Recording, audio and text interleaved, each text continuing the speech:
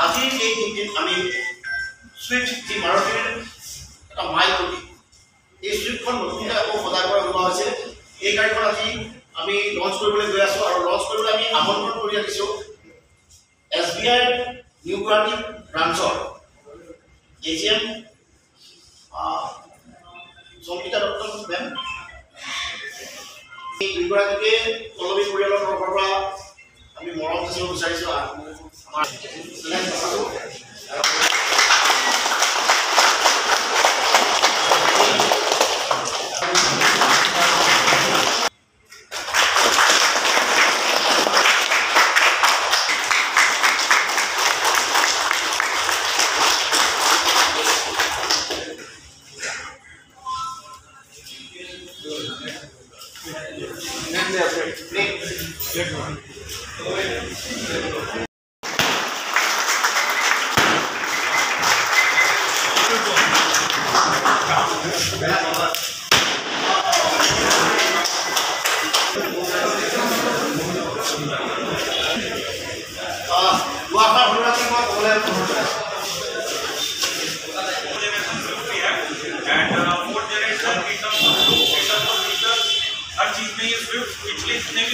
এখন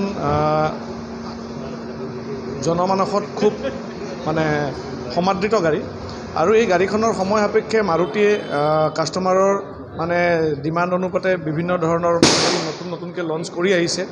এইখন হ'ল চতুৰ্থ প্ৰজন্মৰ 4th জেনেৰেশ্যন ছুইফ্ট। তো অলৰেডি আমি মাৰুতিৰ পৰিয়ালৰ তৰফৰ পৰা 32 লাখ ছুইফ্ট অলৰেডি আমাৰ চল্ড হৈ গৈছে অল ইণ্ডিয়াত। তো আমি আশা কৰোঁ এই চতুৰ্থ প্ৰজন্মৰ গাড়ীখনেও মাৰ্কেটত সিমানেই বেছি মানে আদৰ পাব যিমান আগৰ কেইখনে পাইছে। কাৰণ ইয়াৰ লুকছ, ইয়াৰ ডিজাইন, তাৰ ইণ্টেৰিয়ৰ, তাৰ ইঞ্জিন কমপ্লিটলি চেঞ্জ হৈ আহিছে এইবাৰ।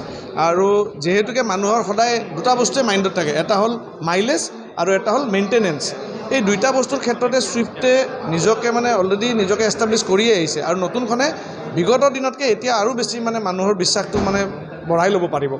ফিউল এফিচিয়েঞ্চি মোটামুটি আপোনাৰ পাৰ লিটাৰ 25.7ৰ ওচৰা-ওচৰি আপোনাৰ মানে ক্লেইম কৰি আছে আৰু মেইনটেনেন্সৰ ফালৰ পৰা মানে তেনেকুৱা কোনো ধৰণৰ মানে অসুবিধা কাষ্টমাৰে নাপায়। আৰু প্ৰাইচ ৱাইজো যদি চাবলৈ যায় এইটো ছেগমেণ্টত এইটো বেষ্ট প্ৰাইচ যিটো মাৰুতিয়ে অফাৰ কৰি আছে। তো আমি খুবেই আশাবাদী এই গাড়ীখন লৈ। আৰু আজিৰ এই অনুষ্ঠানটোৰ জৰিয়তে মই আপোনালোককো ধন্যবাদ দিম আৰু আমাৰ অনাগত যিখিনি আমাৰ কাষ্টমাৰ আমাৰ লগত এছ'চিয়েট হ'ব তেওঁলোককো আমি মানে ৱেলকাম ক'ম যে আহক তেওঁলোকে নিজৰ গাড়ীখন এবাৰ চলাই চাওক আৰু তাৰপিছত তেওঁলোকে গাড়ীখন লোৱাৰ বাবে চিন্তা কৰক। কিমান টকাত তেওঁলোকে লাভ কৰিব পাৰিব? চাওক এইটো আপোনাৰ